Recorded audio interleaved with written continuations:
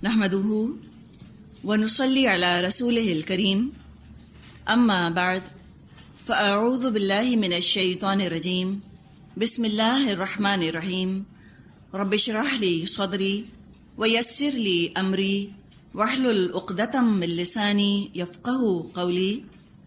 سورۃ الانعام۔ انعام کا مطلب ہوتا ہے مویشی، کیٹل۔ مکی سورت ہے، 165 آیات ہیں اور 20 رکوع ہیں، 20 رکوع ہیں۔ اب تک ہم نے ایک مکی سورت پڑھی، سورت الفاتحہ۔ اس کے بعد ہم نے 4 طویل الحمدللہ مدنی صورتیں پڑھیں۔ جہاں تک مدنی صورتوں کا تعلق ہے، تقریباً تمام مدنی صورتوں کا زمانہ نزول معلوم ہے، بلکہ مدنی صورتوں میں سے بہت سی آیات کی انفرادی شان نزول بھی معتبر روایات سے مل جاتی ہے۔ انڈیویجول آیات، ان کی بھی انڈیویجول شان نزول، ان کا بیک گراؤنڈ کہ کیا واقعہ پیش آیا تھا تو یہ آیات نازل ہوئیں، وہ بھی آپ کو اوتھینٹک ٹریڈیشنز کے اندر مل جائے گی بات۔ وجہ یہ ہے کہ ہجرت کے بعد مسلمانوں کو کفار کے ظلم اور ستم سے، روزمرہ کے ظلم اور ستم سے نجات مل گئی تھی۔ زیادہ امن اور سکون میں مسلمان تھے ہجرت کے بعد، لہذا ایسی چیزوں کو نوٹ کرنا، یاد رکھنا آسان ہو گیا تھا۔ جہاں تک مکی صورتوں کا تعلق ہے، مکی صورتوں کے بارے میں اتنے مفصل ذرائع سے معلومات موجود نہیں۔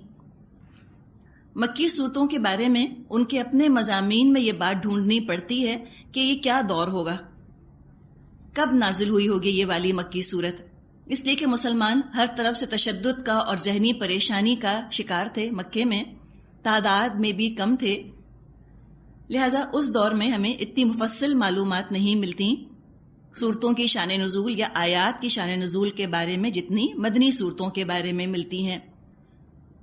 کچھ کے بارے میں تو مل جائیں گی، یہ بات نہیں ہے کہ مکی صورتوں کے بارے میں کچھ بھی نہیں پتا۔ فرق کیا بتایا جا رہا ہے آپ کو مکی اور مدنی صورتوں کے درمیان؟ مدنی صورتوں کے بارے میں زیادہ مفصل معلومات موجود ہے بنسبت مکی صورتوں کے۔ مکی صورتوں کے بارے میں بھی معلومات ہے لیکن نسبتاً کم۔ کس دور میں وہ صورت نازل ہوئی، اس کو بعض دفعہ صورت کے اپنے مضمون کو سامنے رکھ کے تلاش کرنا پڑتا ہے، یعنی ایک طرف آپ صورت کو رکھیں اور دوسری طرف نبی اکرم صلی اللہ علیہ وسلم کی مکی زندگی کو سامنے رکھیں، پھر مقابلہ کر کے رائے قائم کریں کون سی صورت کس دور میں نازل ہوئی۔ اب اگر ہم یہ جاننا چاہتے ہیں یہ والی مکی صورت جو ہم پڑھ رہے ہیں کس دور میں نازل ہوئی، تو ہمارے لیے اس چیز کا علم بھی ضروری ہے کہ ہم مکی دور کو جانیں کہ نبی اکرم صلی اللہ علیہ وسلم کی زندگی جو مکے میں گزری ہجرت سے پہلے، ان میں کیا کیا حالات پیش آئے۔ تو مختصر سے ایک جائزہ لے لیتے ہیں انشاءاللہ۔ نبی اکرم صلی اللہ علیہ وسلم آغاز رسالت سے لے کر اور ہجرت تک تقریباً 13 سال 13 ایئرز مکے میں رہے۔ مکی زندگی کو ہم 4 ادوار میں تقسیم کر سکتے ہیں۔ اسلام کا جو مکی دور ہے اس کو 4 ادوار میں، 4 سٹیجز میں ہم ڈیوائیڈ کر سکتے ہیں۔ پہلا سٹیج وحی کے آغاز سے لے کر اعلان نبوت تک۔ آپ کہیں ایک ہی بات نہیں ہے کہ وحی کے آغاز سے ہی نبوت کا آغاز ہو گیا تھا، رسالت کا آغاز؟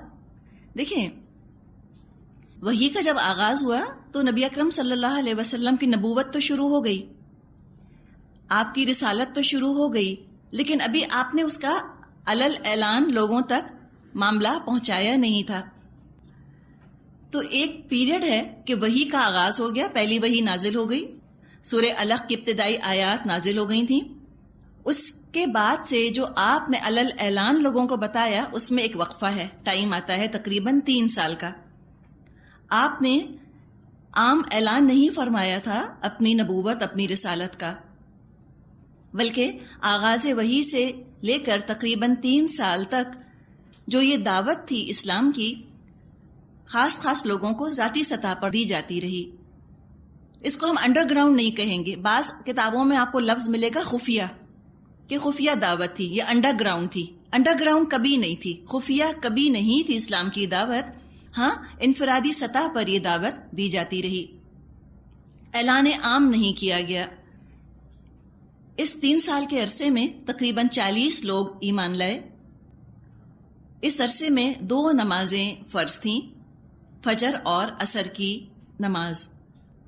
3 سال کے بعد نبی اکرم صلی اللہ علیہ وسلم کو حکم دیا گیا، اور سورۃ الشعراء میں ہم یہ آیت پڑھیں گے کہ وَأَنذِرْ عَشِيرَتَكَ الْأَقْرَبِينَ، اور آپ خبردار کر دیجئے اپنے قریب ترین رشتہ داروں کو. آپ نے سب سے پہلے اپنے رشتہ داروں کو جمع کیا، بنو ہاشم کو. ابو لہب نے اس محفل میں آپ کے پیغام کی مخالفت کی، اور ابو طالب نے آپ کی حمایت کی. اس کے بعد ایک موقع پر آپ کوہ صفا پر تشریف لے گئے، اور وہاں آپ نے سارے مکے کے لوگوں کو اپنی دعوت اعلانیہ دے دی، سب کو مدعو کیا کہ تم آؤ اسلام میں داخل ہو جاؤ. اس دعوت کے نتیجے میں مختلف لوگوں کے مختلف رد عمل ہوئے، اور یہاں سے اب مخالفتوں کا اور ظلم اور ستم کا دور شروع ہو گیا. عام اعلان کے بعد لوگوں نے یوں سمجھے کہ اپنے اپنے کیمپس پسند کر لیے، کسی نے موافقت اختیار کر لی، کسی نے مخالفت اختیار کر لی. مخالفت میں زبانی مذاق شروع ہوا، جھوٹا پروپیگنڈا شروع ہوا. یعنی جو مسلمانوں کی مخالفت ہوئی وہ زبانی کلامی تھی، اورل تھی، ووکل تھے لوگ. ابھی وہ چاہ رہے تھے کہ کلام کا مقابلہ کلام سے کیا جائے. قرآن کو کہا گیا کہ یہ نبی اکرم صلی اللہ علیہ وسلم کا اپنا کلام ہے، اور کسی نے کہا کہ نبی اکرم صلی اللہ علیہ وسلم نعوذ باللہ ساحر ہیں یا کاذب ہیں. یہ ساری باتیں انہوں نے کرنی شروع کی. کچھ عرصے یہ کیفیت رہی. پھر 5 نبوی سے لے کر اور 10 نبوی تک یہ جسمانی تکالیف کا زمانہ ہے. اس میں فزیکل پرسیکیوشن ہوا مسلمانوں کا، جسمانی ایذائیں بھی دی گئیں، زبانی کلامی تکلیف بھی پہنچائی گئی، اور جسمانی تکلیفیں بھی دی گئیں. تو وہ جو دور ہے جس میں کہ زبانی پرسیکیوشن ہوا، اس دور کی جب مکی صورتیں آپ پڑھیں گی اس میں آپ کو یہ بات ملے گی کہ وَاصْبِرْ عَلَىٰ مَا يَقُولُونَ، آپ صبر کیجئے ان باتوں پر جو یہ کرتے ہیں. تو یہ ایک طرح کا انڈیکیشن ہے، ایک طرح کی نشانی ہے. یہ آیت اس دور کی ہے جبکہ ابھی زبانی کلامی اسلام کا راستہ روکنے کی کوشش کی جا رہی تھی، مخالفت ساری زبان سے کی جا رہی تھی. لیکن جب کفار نے دیکھا کہ زبانی مخالفت مسلمانوں کے جذبہ ایمان پر اثر نہیں ڈال رہی، جو مسلمان ہے وہ کبھی پلٹتا نہیں بلکہ اور لوگ بھی اسلام لا رہے ہیں، تو انہوں نے اپنی مخالفت میں مزید شدت اختیار کی اور جسمانی ایذا، فزیکل ٹارچر بھی پہنچانا شروع کیا مسلمانوں کو. تو یہ 5 نبوی سے 10 نبوی تک کا دور ہے. اس میں ختیجہ رضی اللہ عنہا کا انتقال ہو گیا، ابو طالب کا انتقال ہو گیا. کچھ لوگ اس عرصے میں ہجرت کر کے حبشہ چلے گئے، اور اسی دور میں شوب ابی طالب میں مسلمانوں کو محصور کیا گیا. 3 سال کے لیے مسلمانوں کو ایک گھاٹی کے اندر بند کر دیا گیا، ان کا سوشل اور اکنامک بائیکاٹ کیا گیا. یہ تمام تفاصیل آپ کو سیرت کی کتابوں میں مل جائیں گی. چوتھا دور 10 نبوی سے 13 نبوی تک، 10th نبوہ سے لے کر 13th نبوہ تک، تقریباً 3 سال کا دور. یہ انتہائی سختی کا زمانہ تھا مسلمانوں کے لیے اور نبی اکرم صلی اللہ علیہ وسلم کے لیے. آپ کسی جگہ کی تلاش میں طائف تشریف لے گئے.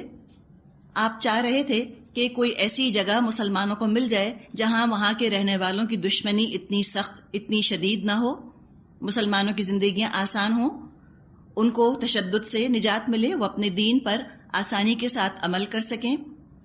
تو لہٰذا آپ نے کوشش کی اور آپ طائف کی طرف تشریف لے گئے. وہاں بھی پناہ نہ ملی، بلکہ طائف میں جو آپ کے ساتھ سلوک کیا گیا وہ تو 10 سال مکے میں بھی اتنا برا سلوک آپ کے ساتھ نہیں کیا گیا تھا. حج کے موقع پر عرب کے ایک ایک قبیلے سے نبی اکرم صلی اللہ علیہ وسلم اپیل فرماتے، ان کو اسلام کی دعوت پیش کرتے. لیکن کوئی مثبت نتیجہ سامنے نہیں آ رہا تھا، کوئی پازیٹیو رسپانس نہیں مل رہا تھا۔ یوں سمجھیں کہ تنگی اور مخالفت اور سختی اپنی انتہا کو پہنچ گئی تھی۔ جیسے جیسے مخالفت میں، شدت میں، مصائب میں اضافہ ہوتا ہے، ویسے ویسے مومن کے صبر میں اضافہ ہوتا رہتا ہے۔ لیکن کب؟ جب وہ واقعتاً اللہ کے لیے آیا ہو۔ اگر وہ اللہ کے لیے آیا ہوگا تو جیسے جیسے مشکلات بڑھیں گی، اللہ اس کے صبر میں اضافہ فرمائے گا۔ اور یہی وہ منزل ہوتی ہے جب پتہ چل جاتا ہے کہ کون اللہ کے لیے آیا ہے اور کون کسی اور ذاتی غرض کے لیے آیا ہے۔ تو مشکلات جوں جوں بڑھتی ہیں، اللہ والوں کے صبر میں اضافہ ہوتا ہے، اور جو اللہ کے لیے نہیں آئے ہوتے وہ چھٹ جاتے ہیں، چلے جاتے ہیں، واپس لوٹ جاتے ہیں یہیں سے۔ تو مشکلات کا دو طرفہ فائدہ ہے۔ مشکلات مومن کی کمزوریاں دور کرنے کا باعث بنتی ہیں، اور مشکلات کمزور مسلمانوں سے اسلام کو پاک کرنے کا بھی باعث بنتی ہیں۔ تو مسلمان صبر تو کر رہے تھے، سختیاں بڑھتی چلی جا رہی تھیں، لیکن جو نبی اکرم صلی اللہ علیہ وسلم کے دل پر گزرتی تھی ان کی تکلیفیں دیکھ کر، وہ چیز اپنی جگہ تھی۔ آپ چاہ رہے تھے کوئی امن کی جگہ ان کو مل جائے جہاں ان کو اتنی مشکل نہ اٹھانی پڑے۔ اہل مکہ بار بار نبی اکرم صلی اللہ علیہ وسلم کو قتل کرنے کی یا قید کرنے کی یا مکے سے نکالنے کے مشورے کر رہے تھے۔ جب تنگی اور سختی اتنی بڑی، اللہ کی رحمت کو جوش آیا اور انصار کے دل کھل گئے، اور نبی اکرم صلی اللہ علیہ وسلم اور مسلمانوں نے ہجرت کی۔ یہ آپ 4 ادوار ہیں جو کہ مکے میں آپ نے گزارے۔ تو زمانے کو دیکھ کر اور پھر آیات کا، سورت کا مضمون دیکھ کر اندازہ لگانا ہوتا ہے کہ یہ کس دور کی ہوگی۔ جہاں تک سورت الانعام کا تعلق ہے، عبداللہ بن عباس رضی اللہ عنہما روایت کرتے ہیں کہ یہ سورت مکے میں بیک وقت نازل ہوئی، پوری سورت نازل ہوئی اکٹھی۔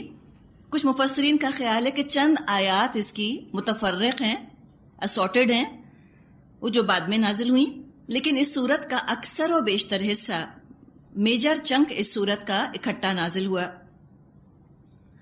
معاذ بن جبل کی بہن اسما رضی اللہ عنہا کہتی ہیں کہ جب یہ سورت نازل ہوئی تو آپ صلی اللہ علیہ وسلم اونٹنی پر سوار تھے، اور بوجھ کے مارے اونٹنی کا حال یہ تھا جیسے اس کی ہڈیاں ٹوٹ جائیں گی۔ روایات میں یہ بات بھی آتی ہے کہ 70,000 فرشتے اس سورت کے ساتھ تسبیح پڑھتے ہوئے آئے تھے۔ بہت ہی خوبصورت یہ سورت ہے، مکی صورتوں میں طویل ترین سورت ہے سورہ انعام۔ توحید کے تمام قاعدے، تمام اصول اس میں موجود ہیں۔ توحید کے مضمون پر نہایت جامع سورت ہے۔ شرک کی جتنی مختلف قسمیں اختیار کی گئیں ان سب کا توڑ یہاں بتا دیا گیا۔ ہر قسم کے شرک کے خلاف دلیل موجود ہے۔ اگر کسی معاشرے کو شرک سے پاک کرنا ہو تو سورہ انعام کا ترجمہ ہی سنا دینا انشاءاللہ تعالی بہت کچھ لوگوں کے دل کھولنے کے لیے کافی ہو جائے گا۔ سورۃ انعام میں ہم دیکھیں گے کہ بات کی گئی ہے مکے کے لوگوں سے یا مشرکین عرب سے خطاب کیا گیا ہے، اور سورہ اعراف میں ہم پڑھیں گے کہ پھر ان کو وارننگ دی گئی ہے کہ دیکھو اگر تم نے دعوت قبول نہ کی تو دیکھو پچھلی قوموں کا کیا انجام ہوا۔ تو سورہ انعام کا انداز ہے حجت پوری کرنے والا، اور سورہ اعراف کا انداز انذار والا ہے، خبردار کیا جائے گا وہاں پر کہ دیکھو اگر تم نے توحید کو اور آخرت کو اور رسالت کو نہ مانا تو تمہارا بھی وہی انجام ہوگا جو پہلے جھٹلانے والی قوموں کا ہو چکا۔ شروع کرتے ہیں۔ اعوذ باللہ من الشیطان الرجیم، بسم اللہ الرحمن الرحیم۔ الحمد للہ الذی خلق السماوات والارض وجعل الظلمات والنور ثم الذین کفروا بربہم یعدلون۔ کل شکر اور تعریف اللہ کے لیے ہے جس نے زمین اور آسمان بنائے، روشنی اور تاریکیاں پیدا کیں، پھر بھی وہ لوگ جنہوں نے دعوت حق کو ماننے سے انکار کر دیا ہے دوسروں کو اپنے رب کا ہمسر ٹھہرا رہے ہیں۔ آغاز ہی سے احساس ہو رہا ہے کہ شرک کی پرزور تردید اس صورت میں نازل ہوئی ہے۔ الحمدللہ اس کلمے سے 5 صورتیں شروع ہوتی ہیں: سورہ فاتحہ، سورہ انعام، کہف، سبا اور فاتر۔ تو کل شکر، کل تعریف اللہ کی۔ کسی میں کوئی خوبی جو موجود ہے وہ اس کی اپنی ذاتی نہیں ہے، اللہ کی عطا کردہ ہے۔ سب تعریفیں اللہ کے لیے ہیں، جس کے اندر جو خوبی ہے اس کی تعریف اللہ ہی کی سزاوار ہے۔ اللہ نے وہ خوبی دی تو اس کے اندر موجود ہے۔ فرمایا وہی ہے اللہ جس نے کہ آسمانوں کو پیدا کیا اور زمین کو پیدا کیا۔ ایک ہی رب ہے، ایک ہی مالک ہے، ایک ہی پروردگار ہے، آسمانوں اور زمین کا ایک ہی پیدا کرنے والا ہے۔ تو یہاں اللہ کی شان خلاقی کا ذکر کیا جا رہا ہے۔ ایک ہی خالق ہے۔ مختلف لوگوں کے اندر زمین آسمان کی پیدائش کے بارے میں بھی مختلف عقائد پائے جاتے ہیں۔ مجوس ایک گروہ ہے لوگوں کا، مجوسی 2 خالق مانتے ہیں جن کو ہم پارسیز کہتے ہیں۔ وہ 2 خالق مانتے ہیں۔ وہ کہتے ہیں ایک ہے یزدان جو کہ خیر کا خدا ہے، خیر پیدا کیا، اور اہرمن شر کا خالق ہے۔ یزدان خیر اور امن کا خالق ہے، اہرمن شر کا خالق ہے۔ بتایا کہ نہیں، زمین آسمان، اندھیرے روشنی، سب کا بنانے والا اللہ ہی ہے۔ اندھیرے اور روشنی، اس کا بالکل سیدھا سادہ ترجمہ کریں ہم تو اندھیرا رات کو ہوتا ہے، روشنی دن کو ہوتی ہے۔ رات بھی اللہ نے بنائی، دن بھی اللہ نے بنایا۔ پھر اس اندھیروں کو اور روشنی کو ہم بڑھاتے چلے جائیں، پھیلاتے چلے جائیں تو کئی چیزیں اس کے اندر ہم سمیٹ سکتے ہیں۔ نورانی مخلوق یعنی فرشتے وہ بھی اللہ نے پیدا کی، اور جانور جن کو کہ مٹی سے بنایا وہ بھی اللہ ہی نے ان کو بنایا۔ ایک مخلوق اللہ نے ایسی بھی بنائی جس کے اندر اندھیرے اور روشنی، ظلمات اور نور مل جل گیا ہے، یعنی جسم جس کا مٹی سے بنا ہے اور اس کے اندر نورانی روح موجود ہے، یعنی اشرف المخلوقات انسان۔ ہم دیکھتے ہیں کہ قرآن میں جب بھی آتا ہے نور ہمیشہ واحد آتا ہے اور ظلمات جمع میں آتا ہے، اس لیے کہ نور کا سورس، نور کا سرچشمہ تو ایک ہی ہے، اللہ کی ذات۔ وہیں سے نور ہدایت، نور وحی، نور رسالت، نور فطرت سب وہیں سے پھوٹا ہے۔ نور ایمان کوئی حاصل کرنا چاہتا ہے تو وہ اللہ کی معرفت حاصل کر لے، نور رسالت سے فائدہ اٹھائے۔ تو جتنے بھی نور ہیں، فطرت کا نور ہو، ہدایت کا نور ہو، ایمان کا نور ہو، یہ سب نور ایک دوسرے کو اچھی طرح پہچانتے ہیں۔ جیسے آپ دیکھیں ایک جگہ کے رہنے والے ہوتے ہیں نا، گرائی جن کو کہتے ہیں، ایک گاؤں کے رہنے والے یا چلیں کسی ایک ملک کے رہنے والے۔ آپ امریکہ میں ہیں، آپ کسی کو دیکھتی ہیں اردو بولتے ہوئے، شلوار قمیض پہنے ہوئے، ایک دم آپ کو ایفینٹی، اٹریکشن، کشش محسوس ہوتی ہے۔ آپ فوراً پہچان جاتی ہیں کہ یہ آپ کے ملک سے اس شخص کا تعلق ہے، اپنائیت محسوس ہوتی ہے۔ بالکل اسی طرح یہ نور ہے، نور فطرت ہو اور نور وحی ہو، نور ایمان ہو، یہ سب نور ایک دوسرے کو اچھی طرح پہچانتے ہیں۔ تو سرچشمہ نور کا ایک ہی ہے۔ اندھیروں کے ہاں کئی شیڈز ہیں، جو جتنا نور ہدایت سے دور ہوگا اتنے گہرے اندھیرے میں ہوگا۔ جتنا جتنا نور ہدایت سے دور ہٹتے چلے جائیں گے، بے یقینی کے سائے لمبے سے لمبے ہوتے چلے جائیں گے، شکوک اور شبہات کے سائے بڑھتے چلے جائیں گے۔ اس کے ساتھ ہی بعض دفعہ تعصب یا تکبر یا ضد یا حسد کے پردے بھی دل پر پڑے ہوتے ہیں، جو اس نور وحی کو، نور رسالت کو آگے دل تک پہنچنے نہیں دیتے، اندھیروں میں اضافہ کر دیتے ہیں۔ پھر بعض دفعہ ساتھی اور دوست ایسے ہوتے ہیں جو اس نور کو ہم تک پہنچنے نہیں دیتے. بعض انسان کی عادتیں ایسی بن جاتی ہیں جو حجاب بن جاتی ہیں، اور نور ماحول میں ہونے کے باوجود انسان کو وہ نور فائدہ نہیں دیتا. تو اللہ نے تو ہر انسان کو، ہم میں سے ہر انسان کو چوائس دی ہے کہ وہ چاہے تو اپنے وجود کے ظلمانی پہلو کو پروان چڑھا لے، اپنے نفس کو پروان چڑھائے، اپنی نفسانی خواہشات کا غلام بن جائے، اپنی اینیمل انسٹنکٹس کے پیچھے لگ جائے اور تاریکیاں ہی تاریکیاں پال لے، بری عادتیں پروان چڑھا لے، غرور کا، تکبر کا، انانیت کا، ایگوئسٹک ہو جائے، ان چیزوں کا شکار ہو جائے. چوائس ہے اس کے پاس. اپنی برائیوں کو، اپنے گناہوں کے اندھیروں کو اتنا بڑھا لے کہ اس کے اندر جو روح ربانی کا نور ہے، جو اللہ تعالیٰ نے فرمایا ہے فَنَفَخْتُ فِيهِ مِن رُوحِي، کہ میں نے اس میں اپنی روح میں سے پھونکا ہے، وہ روح ربانی کا نور یوں سمجھیں کہ بالکل ٹمٹماتا ہوا چراغ بن جائے، اس کی روشنی بالکل کمزور ہو جائے، کوئی اس کو فائدہ نہ دے وہ روشنی. یہ چوائس ہے. اور اللہ نے یہ بھی چوائس دی ہے انسان کو کہ اگر چاہے تو نورانی پہلو کو پروان چڑھا لے.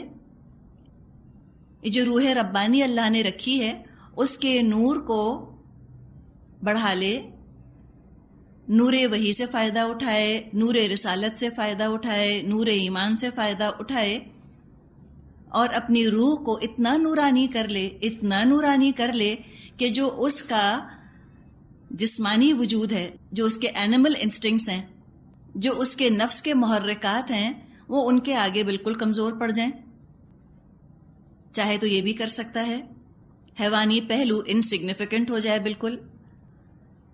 تو یہ تو ہماری اپنی چوائس ہے کہ ہم اپنے نور کو کتنا بڑھانا چاہتے ہیں. جتنا جتنا اپنے اندر نور وحی، نور رسالت کو جذب کریں گے اتنی اندر نورانیت بڑھے گی. اور یہ جذب کرنا بڑی چیز ہے. ضروری نہیں ہے کہ ایک چیز موجود ہو اور وہ جذب بھی ہو جائے. بعض دفعہ ہو سکتا ہے کہ انسان چاروں طرف سے نور میں گھرا ہوا ہو. ابو جہل کی مثال آپ لینا، کون سا نور نہیں تھا اس کے چاروں طرف؟ خود نبی اکرم صلی اللہ علیہ وسلم موجود تھے.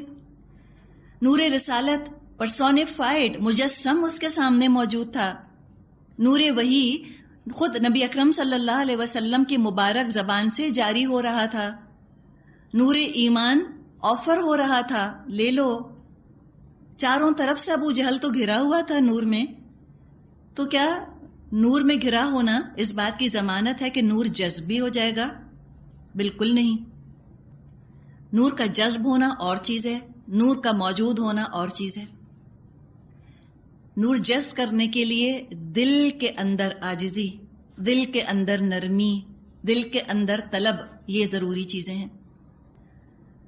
اگر یہ ہوگا، یہ کیفیت ہوگی، تو نور بہت سا جذب ہو جائے گا دل کے اندر. لیکن یہاں نظر نہیں آئے گا. یہ نہیں ہوتا کہ کسی کے اندر نور جذب ہو تو یہاں نظر بھی آنے لگ جائے، نظر نہیں آتا. اور یاد رکھیے کہ یہ نور کے بارے میں کبھی قیاس مت کیا کیجئے. یہ شخصیت پرستی کی بنیاد بنتی ہے چیز. ہم کسی کو دیکھتے ہیں، ہم کہتے ہیں ان پہ بڑا نور برستا ہے. ہمیں کیا پتا نور برسنا کیا ہوتا ہے؟ ہم نے تو کسی کی شکل دیکھی اور ہم نے فیصلہ کر لیا اور ہم نے یقین کر لیا کہ یہ شخص بڑا نیک ہے، یہ تو اللہ کے ہاں مقبول ہے، اس کا عمل تو اللہ کو بہت پسند آ گیا. شکلوں پہ نور نہیں برستے. شکلوں کا نور برسنا یہ تو ہماری اپنی سمجھ کی چیز ہے. وہ کیا کیفیت ہے، کس کے اندر کتنا نور ہے، یہ تو اللہ بہتر جانتا ہے. لیکن ہم بہت ظاہر پرست ہیں نا. عام طور پہ کیا ہوتا ہے، کسی کا رنگ صاف دیکھا ہم نے، کسی کے اسکن کے اوپر ہم نے چمک دیکھی، ہم نے کہا ہاں یہی نور ہے. وہ نور نہیں ہوتا. اسکن کے ٹیکسچر کا نور سے کوئی تعلق نہیں. اگر آئلی اسکن ہے تو نور برسے گا سب کے اوپر. جب بلیچ کر آئے تو بلیچ کا نور برس رہا ہے. یا وہ کوئی نیکی کا نور ہے تو نیکی کا نور آپ کو نہیں نظر آئے گا آنکھوں سے، مجھے نہیں نظر آئے گا. وہ تو اللہ کے ساتھ تعلق ہے اس چیز کا، اللہ جانتا ہے. اور یہ جو وحی کا رسالت کا نور ہے نا، یہ عمل میں نظر آتا ہے. یہ دوسروں کو ٹھنڈک پہنچانے والی چیز ہوتا ہے. اگر میں یا آپ ہم جاننا چاہتے ہیں کہ ہمارے اندر کتنا نور ہے، آپ دیکھیں کہ آپ کے وجود سے دوسروں کو کتنی ٹھنڈک ملتی ہے، آپ کا وجود دوسروں کو کتنی خوشی دیتا ہے، لوگ کتنا بھروسہ کر سکتے ہیں آپ کے اوپر. آپ کے اخلاق کا کیا حال ہے؟ یہ نور جو ہے نا، یہ اخلاق کی شکل میں چھلکتا ہے، اور یہ نور جو ہے یہ صبر کی شکل میں چھلکتا ہے، عمل کی شکل میں چھلکتا ہے. نور سکن پہ نظر نہیں آتا. تو یہ تو اندر ہے نور، دنیا میں ظاہر ہوتا ہے معاملات میں، آخرت میں یہ نور ظاہر ہوگا. سورہ حدید میں اللہ تعالیٰ نے فرمایا ہے یوم تری المؤمنین والمؤمنات یسعی نورہم بین ایدیہم وبایمانہم، کہ تم دیکھو گے قیامت کے دن کہ مومن مردوں اور مومن عورتوں کا نور دوڑتا ہوگا ان کے آگے آگے اور ان کے دائیں طرف. ایسے مینیفسٹ ہوگا نور قیامت کے دن. دنیا میں نور مینیفسٹ نہیں ہوتا، بس وہ اظہار ہوتا ہے اس کا اعمال کی شکل میں. نور کی اجالے کی اہمیت واضح ہو نہیں سکتی اگر اندھیرا نہ ہو. ہدایت کی اہمیت واضح نہیں ہو سکتی جب تک گمراہی نہ ہو. عربی کی کہاوت ہے کہ تعرف الاشیاء بازدادها، کہ چیزوں کی حقیقت ان کے اپوزٹ سے، ان کی ضد سے واضح ہوتی ہے. کیسے؟ مثال کے طور پہ پیپر ہے کسی کا، ایگزامینیشن پیپر آیا، اس میں ملٹیپل چوائس کویشچنز آتے ہیں، ایم سی کیوز آتے ہیں. اگر صرف ایک ہی صحیح جواب لکھا ہو تو وہ کیا ایم سی کیو ہوا؟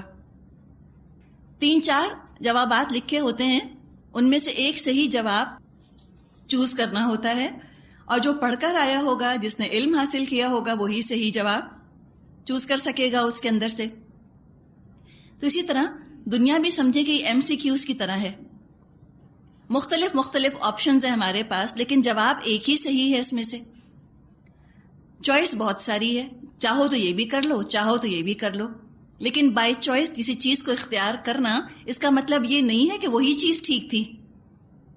اگر ہم چاہتے ہیں کہ صحیح جواب اختیار کرنے میں اپنی چوائس استعمال کی جائے تو علم ضروری ہے اس کے لیے.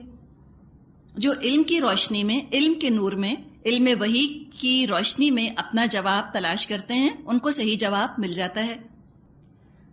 اور بہت سی غلط چوائسز بھی ہیں دنیا کے اندر، اور اس چوائس کو پرووائڈ کرنے کے لیے اللہ تعالیٰ نے شیطان کو پیدا کیا، اور جنت میں انسان کو رکھ کر شیطان کی پہچان بھی کرا دی، اور ساتھ ساتھ یہ بھی فرما دیا دنیا میں بھیجتے وقت وَإِمَّا يَأْتِيَنَّكُم مِّنِّي هُدًى فَمَن تَبِعَ هُدَايَ فَلَا خَوْفٌ عَلَيْهِمْ وَلَا هُمْ يَحْزَنُونَ، کہ دیکھو جب بھی تمہارے پاس میری طرف سے ہدایت آئے تو جو اس ہدایت کی پیروی کرے گا اس کو نہ خوف ہوگا نہ وہ غمگین ہوں گے. تو یہ نور ہدایت اللہ کے کلام کی شکل میں انسانیت پر ہمیشہ برستا رہا، اور اس کا اکمال ہو گیا، یہ مکمل ہو گیا، پرفیکشن کو پہنچ گیا قرآن کی شکل میں، نبی اکرم صلی اللہ علیہ وسلم کی رسالت کی شکل میں. اب جو قرآن اور سنت کی روشنی میں اپنی زندگی کا سفر طے کرے گا وہ فوراً شیطان کو پہچان لے گا. تب سوچیں کہ شیطان کا سب سے بڑا وار کیا ہوگا؟ شیطان کا سب سے بڑا حملہ، اس کا حربہ تو یہ ہوگا کہ اسی طرح یہ ٹارچ، قرآن اور سنت کی ٹارچ ہمارے ہاتھ سے چھین لے، اور ہماری صلاحیت کسی طرح وہ چھین لے کہ ہم قرآن پر عمل نہ کر سکیں، قرآن کو سمجھ نہ سکیں. ایک دفعہ یہ ٹارچ انسان کے ہاتھ سے نکل جائے، اب گمراہیوں اور گناہوں کے اندھیروں میں بھٹکانے کا اس کو پورا اختیار مل جاتا ہے. اس لیے کہ انسان جو ہے وہ فرق ہی نہیں کر سکتا گناہ میں اور ثواب میں، ڈفرینشیٹ ہی نہیں کر سکتا. یہ تمام چیزیں اللہ ہی نے پیدا کی. شیطان بھی کوئی انڈیپینڈنٹ اینٹی نہیں ہے، کوئی اللہ کا مخالف نہیں ہے. یہ نہیں ہے کہ نور اللہ کا پیدا کیا اور اندھیرے شیطان کے پیدا کیے ہیں. نہیں، شیطان خالق نہیں ہے، شیطان کا بھی خالق اللہ ہی ہے. شیطان بھی مخلوق ہے، اور اللہ نے اس کو اختیار دیا ہے کہ وہ چاہے تو اپنی طرف سے پورا زور لگا لے لوگوں کو بھٹکانے کا. لیکن اللہ تعالیٰ نے جب اندھیرے پیدا کیے تو اللہ نے ایسا نور بھی ساتھ پیدا کر دیا کہ جو ان اندھیروں کے شر سے انسان کو بچانے والا ہے. اور اس کے باوجود کوئی اگر گمراہ ہوتا ہے تو پھر یہ اس کی اپنی چوائس ہے. یہ لوگ تو ناشکرے ہیں جو کہ اللہ کے دیے ہوئے نور سے فائدہ نہیں اٹھاتے. کفر کرنے والے لوگ ہیں جو اپنے رب کے ساتھ برابر ٹھہراتے ہیں کسی کو.